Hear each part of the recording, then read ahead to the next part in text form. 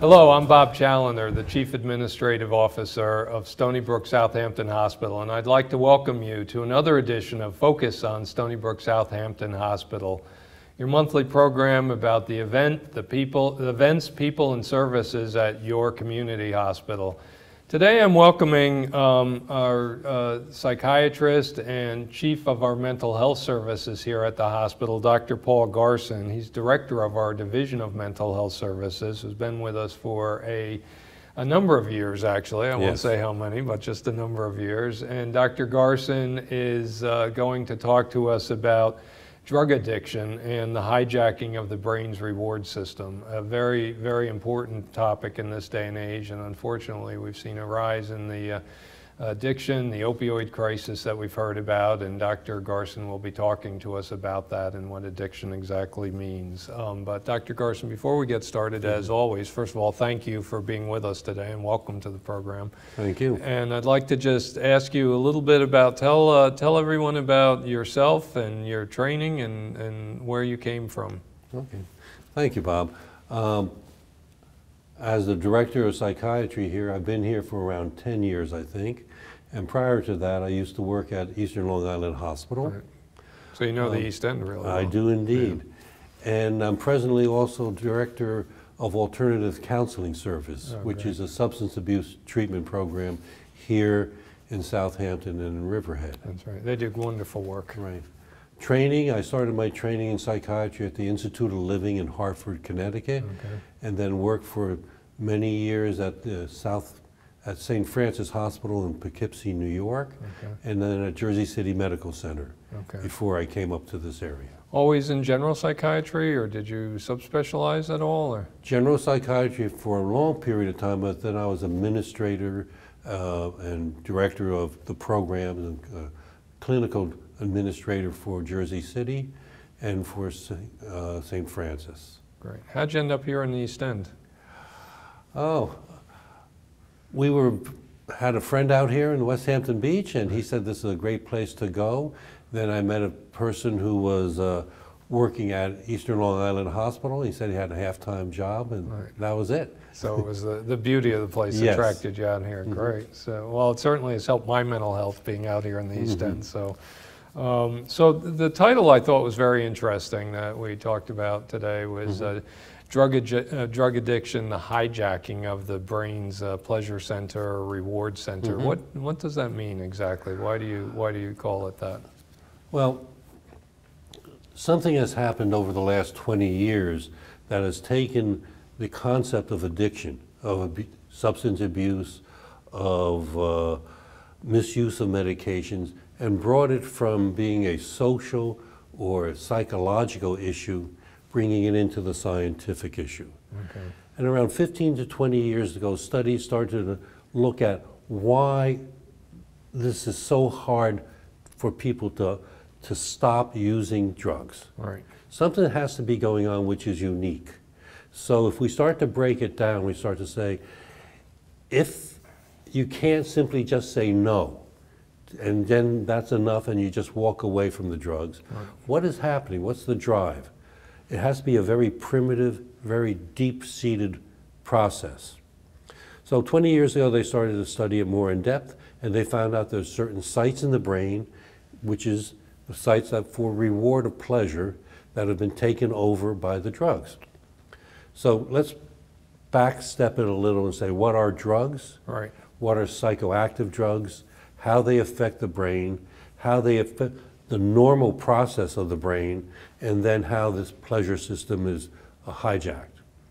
Just for a definition, I like to use the definition that I swiped from Wikipedia, the ultimate authority on everything these days, right? Right. And it's a little technical, but I'll go slowly and try to work it out. It says addiction is a brain disorder characterized by compulsive engagement in rewarding stimuli despite adverse consequences. Despite the involvement of a number of psychosocial factors, it's the biological factor, that one that induces a repeated exposure to addictive medications, that is the core pathology for the development and maintenance of addiction. The two properties of these addictive stimuli are that, number one, they're reinforcing. That is, the more time you take it, the more you like it. And second is that they're intrinsically rewarding, that they have to do something that increases the pleasure or the joy of taking it. Right. For example, no one is addicted to Ipecac. Right. Ipecac's a medication that you take, you get sick, it's horrible. No one gets addicted to bad Stuff that causes stuff. you to vomit, right? Exactly, right. When you're a little kid, Yeah. your mother gave you Ipecac if you thought you took a poison or something like that. So let's take a look at this pleasure system. Right. First of all, drugs are anything that you put in your body which is not food. Okay. Not all of them affect the brain, of course. Right. So we're talking about the psychoactive drugs. And other those drugs that affect pleasure, thinking, cognitive ideas, there are many that are very good that we need. Ritalin for kids who have ADHD. There's other types of stimulants. Those are all good drugs, but what they do is they activate the pleasure system. Okay. Of the other, there's a whole list of drugs, around 9 or 10 categories. But each one all have the same effect of being a stimulant, causing pleasure. And this pleasure system started many, many years of our development. For animals, because in one way, all animals have the same system, Okay. same pleasure system. Right. They're made up of 2 to 3 sites in the brain, very primitive sites, and when they work normally, everything works well. Right. We're driven by basic desires. The desire, number one, to stay healthy, to eat good food, to have sex, and to reproduce. Those are the basic Avoid ones. danger, kind of. Yeah. Avoiding danger is the other one too, Oh, so all we right, don't get okay. eaten. Right. We eat, we have relationships, and we avoid being eaten. Okay. The being eaten part is the flight and fright syndrome, we have that. But Right. staying alive and eating healthy is a very important part. Very primitive, all animals have it. Right. And it's really deep in the brain stem. Right. So our primitive brain has this system, and they have chemicals already built into it. And everybody's heard of endorphins. Mm-hmm. Endorphins are internal drugs. It's very low level in intensity. It's not a very large part of our brain system. It stimulates the pleasure center, and then the pleasure center also has another center which creates cravings for it. So this simple homeostatic relationship between taking food in, having a pleasure center making you feel good, so you want to continue to do pleasurable things, and then when you don't have it, you get a little bit of a craving for the pleasure, so you search out the pleasure again. Okay. That's a very normal process. We do that in all types of things that we like to do. I love the opera. So I go to the opera, I love the music, and that turns me on. Okay. I also get a good feeling when I'm starting to go to the opera, knowing that there's going to be some good music. So there's actually a chemical response happening Absolutely. at that point. Okay. Yes, and that is the intensity of it because it's such a primitive thing. Right. We as animals like good food. The food tastes good, we start to look for good food.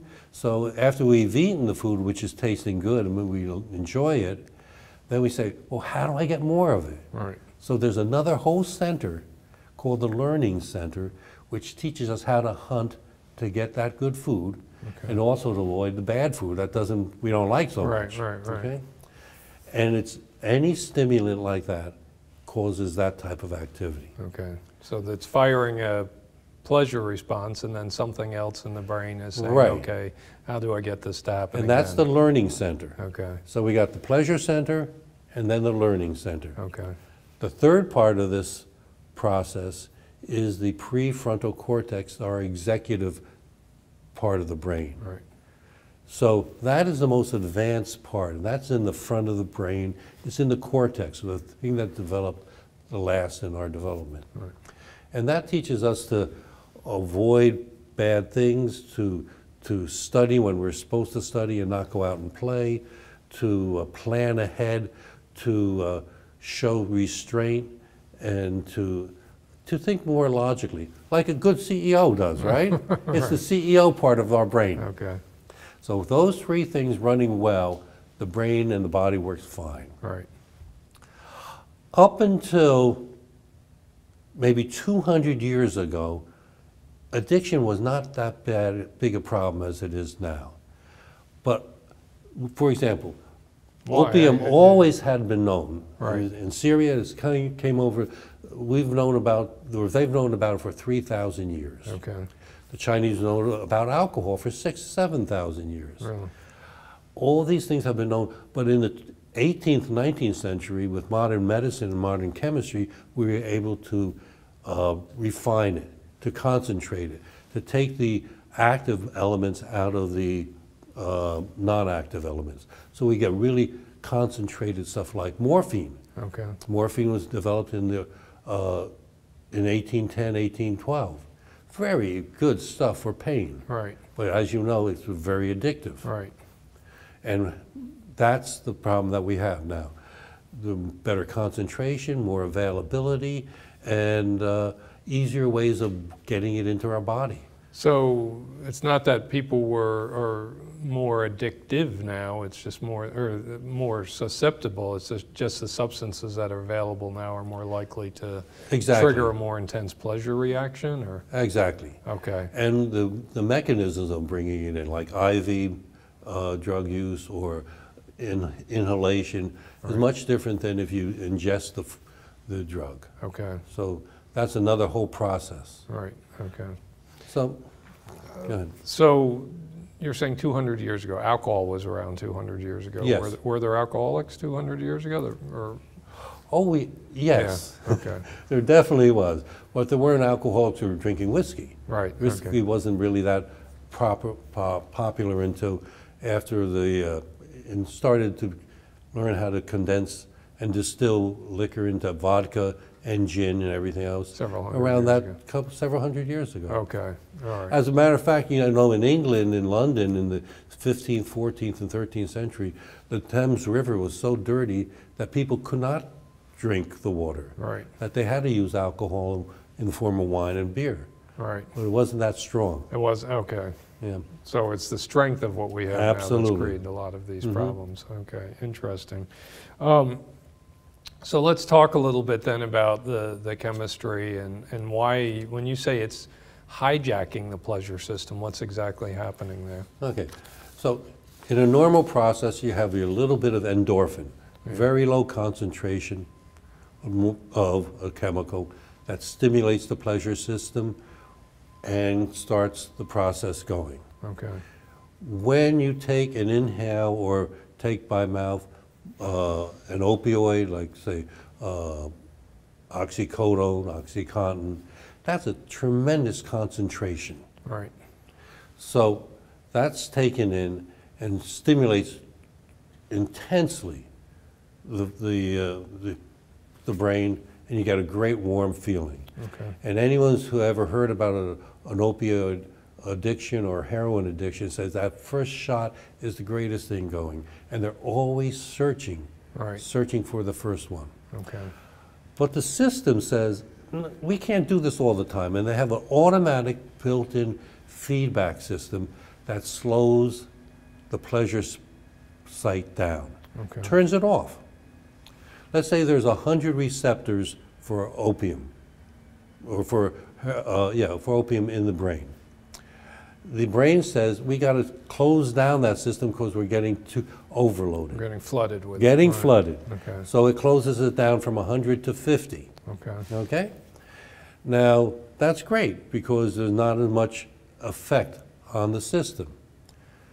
But the system then closes down all pleasures for everything. Okay. Not only for the opium, but for your friends, for your relationships, for work, for athletics, for anything that you used to do. And you become numb, become dumbed down. Okay. And that's what happens to that part of the system. So Now, remember I said there why was some of these folks seem sort of withdrawn? Yeah. So, okay. Well, so I think, and not motivated. All they're motivated to do is get that next bit of pleasure. Okay. Okay? So, if the pleasure is reduced, that learning center part, the second part of the system, says, I better start to find more pleasure. Right. So it starts to get cravings. Okay. It sends out craving signals.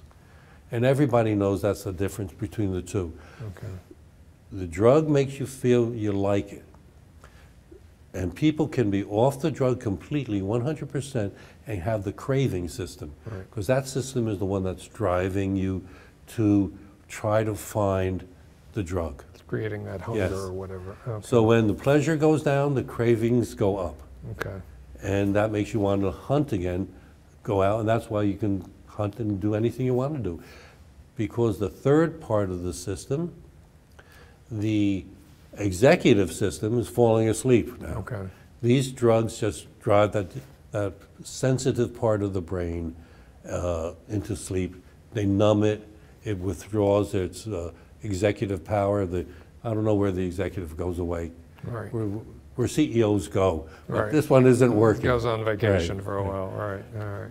So this term addiction, and when does, somebody can try something once and they're not necessarily addicted. Yes. When does it become an addiction, and how do you know if somebody has an addiction?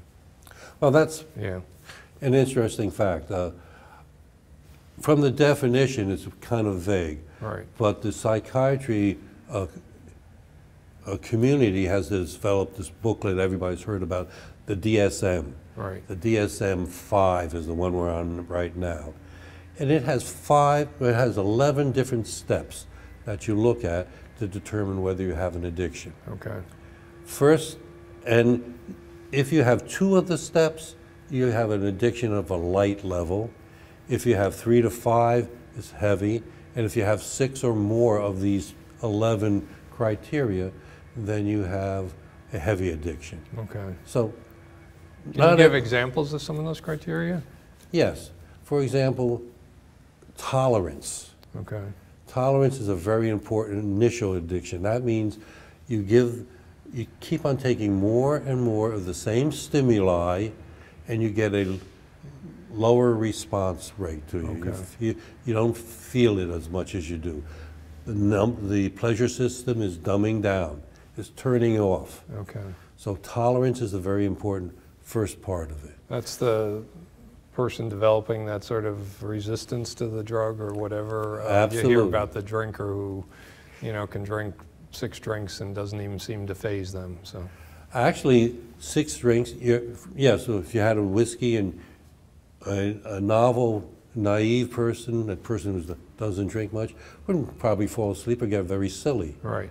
But we've seen people who can drink almost a pint or a quart of vodka a day, and they need that vodka at that level just to stay normal, Really?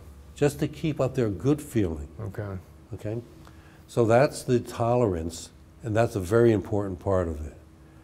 Then comes the cravings, Okay. where if you don't have a drink, you start to feel the need or the urge to go ahead and find some. You start to not pay attention to your family. You start to lose jobs. You do things that you know are very bad for yourself. Remember, in that definition, we say a compulsive drive to engage in stimulating behavior or take the stimulant despite adverse consequences. DWIs. Okay. Losing jobs, not showing up, not completing your work, not taking care of your health, still drinking while you have a liver disease, still smoking while you have cancer and Right. have a cough or bronchitis. Right. All those things. It almost sounds like you're addicted when your executive function really is asleep, sort of a thing. Yeah. Definitely. Right. And then trying to stop and not being able to stop. Okay. And trying to convince everyone else that you're okay when you're really not. Right. In the United States, we spend around $800 billion in lost revenue and costs because of substance abuse. Really? 800 billion. 800, up to 800. Right. And the most significant ones are in alcohol and tobacco. Right. 1/3 each, and then the other third are in all the other ones. I know that so many of the people we see in the hospital in the emergency rooms, it's often, I've heard a statistic as high as 50%, there's often a substance or tobacco or alcohol linked to some of the people that we see in the illness that's being driven into the hospitals. Also in the number of suicides, Right. the high frequency of suicide, successful suicides are hooked up to substance abuse and alcohol. There's a French term that says alcohol dissolves the varnish. It dissolves the executive function. Okay. So the anger and the rage and all the confusion that comes up when you're intoxicated leads people to start to get involved. They get, the availability of weapons like guns. Right. When an intoxicated person is a horrible formula. All right. Now, are there actual changes going on in the brain as a result of all this? Is there something that's actually happening to the brain as a result of exposure to these substances? Well, in the way I was mentioning that the substance will act as if it's and overrides the natural biological brain. Okay. The system that happens to put this brake on, the pleasure system, there's a release of dopamine. Dopamine is the pleasure chemical for the brain. When it's released too much, it precipitates a release of a substance called CREB, C-E-R-B. Okay. That will precipitate the release of a dysorphine, not an endorphin, not a pleasure molecule, but a dysorphine, which reduces the number of sites in the brain for pleasure. Right. Okay. Yeah. Okay. And that then precipitates learning in this other part of the brain called the VTA, the ventrotegmental area. Now, how this works and how we know about it, 1950, a Dr. Robert Heath was working in a psychiatric facility, Right. and he would put electrodes in the brains of some of his patients. We can't do that now, by the way. That's something we're not going to do. Don't worry about it. No, okay. But he put the electrodes in, he found a spot, and these patients would just constantly press that button to stimulate the pleasure. They would stop eating, they wouldn't sleep. It was just like an addiction. Really? So we know there's a real site, and we also know that there's that site for learning as well. With some of the imaging technology we have, are they able to see those responding to drugs? They're able to see responding to the frontal lobe. Okay. Imaging is like the genetic loadings or genetic studies right now. Right. Imaging of the brain is really hard to show exactly what's happening. We're getting better and better. Okay. Some people described it as sailing around the world right now with a 15th, 16th century map. Okay. We're just getting to it. Okay. That's the same thing with genetics too. Okay. Right. Right. And especially if you wanted to study the inside of the brain where these sites are. Okay. The learning site is the most primitive site, and that's in the brainstem. And that came from maybe 300 million years ago when it was developed, when we came out of the water. Right. And then it evolved with the pleasure site, and only in the last 200 million years have we developed the cortex. Okay. Oh, not you and I personally developed the cortex. Exactly. Well, I'm still waiting for mine to develop.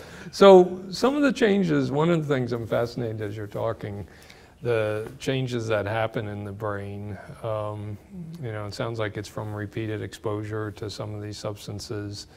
And I really have two questions. And the first one, I guess, is when do you kind of cross the line from, I like a glass of wine every once in a while, and when does it go from liking to craving or an addiction? When is there kind of a definition of that, or Because a lot of people will say, oh, I just like to do whatever every once in a while. And is that necessarily an addiction? It's like a thermostat, Okay. or like you're just dimming a light. You really can't say when it comes over. Okay. When you can't stop, All right. when you stop a whole bunch of times, when you start to want to stop but you can't stop, when your family says, well, maybe you've been drinking a little too much, Right. and you get angry and annoyed at it. Right. When you wake up in the morning and say, boy, I really need a drink. Right. Those are some of the signs that you're getting into that soft area. Okay. Sounds like sort of insidious too. It's not Very. like, you know, you can sort of ease your way into it without even realizing in some ways. Absolutely. And the interesting, that's the one of the most difficult parts, because it usually starts at 14, 15. The first drink, maybe at 25, you start to go from, in teenagers actually, you start, let's say, with cannabis or marijuana. Right. Marijuana is the first thing, and that's the entryway into tobacco. Right. Then you start smoking or drinking. First drink would be social, always. No one is born an alcoholic. Right. No one starts off, poof, you're going to be an alcoholic. Right. You have to have that slow, insidious exposure. Is it true that there's a genetic predisposition to it, or do they know if there's a? Because I've heard that said, that it runs in some families, or more people are genetically more susceptible. Is there any science behind that? Yes, that's for sure. But like that definition said, despite the involvement of psychosocial factors, it is a biological factor. Okay. But, for example, there are certain people and cultures where there's a genetic loading to burn up the alcohol faster than other people. So if the alcohol is burnt up, it doesn't get to the body as quickly. Okay. If families have a pattern of solving their problems in an alcoholic framework or a drug framework, it's going to be socially accepted to use more drugs. And they won't learn how to solve problems in a non-alcoholic or non-addicted way. So those skill sets that are set as a family or as a culture really will either elicit more drug use or reduce it. I guess one of the follow-up questions I had, as you talk about these changes that happen in the brain, can they be reversed? There is a reversal. It's a slow, steady process. You probably, if you went over that line and became an alcoholic, I shouldn't say probably, you just can't go back to drinking again. Right, okay. There have been some studies that tried that, and they failed miserably. The first study came out and it was okay for after 6 months. After a year, all the people who were successful were not successful. Right. And it's just not worth the risk, because you can't tell who might be and who might not be. Okay. There's some people who can stop immediately and never drink or smoke again. And God bless them, but there's a lot of people who just can't do that. Right. It takes a long, long time. Just as long as it took to get there, it's going to take a long time to get away. So it's always going to be a risk factor. Absolutely. Right. Absolutely. And another question I had, and you mentioned marijuana. I've heard it said marijuana is not an addictive drug. Is that the case, or are there addictive and non-addictive substances? No, marijuana, they said that also about crack and Okay. cocaine too. All right, all right. Yes, I think they said that about oxycodone. At one point also. absolutely. It is. All right. And if you've ever smoked marijuana, you get the pleasure of it. And you know that people are potheads, and young people have what we call an amotivational syndrome. They're not interested in anything. All the early signs are dumbing down of the pleasure system. Yeah, it's as addictive as any of the other addictive drugs are. We're even talking about addictions in behaviors. Right.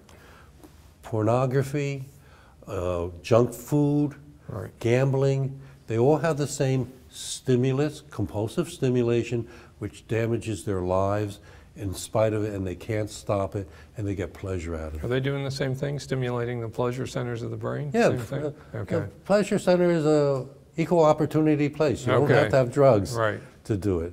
But there's many good things that the Pleasure Center does, obviously, and it drives us to do many wonderful things. A good meal or opera. Absolutely. Right? Exactly. Exactly. Or not opera for some of us. That's right. So we're just about done. I just have one or two follow-up questions that I'd like to quickly ask you. One is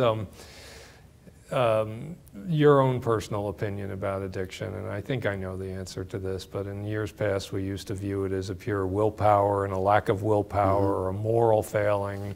What's your perspective on that, someone suffering from addiction? Well, I think it is as much a biological illness as diabetes. Right. And many people can say you should be able to control it just as much. So, well, there are control things that you can do, especially when treating this illness. But you have to look at it as a biological illness. People don't have the willpower. It's the only illness that really affects the brain, and that's what people get upset about. They can understand if a diabetic has a high glucose level or will do something like eat foods that they should not be eating. Right. And it's still, they don't say you're a bad person, you're a diabetic who's off their diet, who's not in control. Right. And that's the same way we should look at the brain. Right, and treat it as an illness just like that. And then the final question, Dr. Garson, is just recommendations for people who may be watching this and want to get some help. I know there's lots of options. I know we have some on our website and there's other good organizations, but do you have any recommendations? Well, obviously for the first two, the most significant ones, the alcohol and substance and tobacco, there's so many good treatment programs out there right now. And there's the medical treatment programs. And if we start to look upon this as a medical illness, then we should be able to get better access to care. People should be willing to participate in it, get over the shame and the guilt that is affiliated with it. In the opioid crisis that we're having now, it's very important. The two significant programs, one would be a medical assisted form of treatment for substance abuse, and then the access to support systems, NA, AA, all those are very important, and we should participate in them. Great. I know right here in our town of Southampton, the town has launched a fairly aggressive effort about education and just letting people know where resources are, and if they get on the town site, they can find some of that information also. So absolutely. And we also at Southampton Hospital, we started a early assessment and treatment of SBIRT, of alcoholism, and we're adding now opioid into the SBIRT program. We have many of the components necessary for the hospital to meet their qualification, the things that we can do here at the hospital. Great. We're going to get up to snuff on that. Great, wonderful. Well, thank you so much for being with us today and all the great work that you're doing and helping us educate that addiction really is there's a physical process going on. It really is a disease, and that's the way we should be viewing it. So thank you very much, Dr. Garson. I'd like to also just thank all of you for watching us today, and if you or someone you know is experiencing drug addiction, or alcohol addiction and would like help, you can call the Long Island Council on Alcoholism and Drug Dependence's 24-hour hotline at 631-979-1700. And as Dr. Garson has clearly explained, nobody should be ashamed to reach out for help, as with any other disease. Please call the number or call us if you need help. We'll be happy to try and find resources for you. You can call my office at 631-726-8555, and we can put you in touch with great professionals like Dr. Garson and his team, or other resources that we have available in our community. As always, I'd like to thank our friends at CTV for producing this show and airing it in our Southampton communities, and our friends at LTV for airing the program in East Hampton. We hope this was a helpful program. If you have any suggestions in the future for additional programs or need help navigating the health system here in the East End, please give us a call. We look forward to hearing from you. Good health, everyone.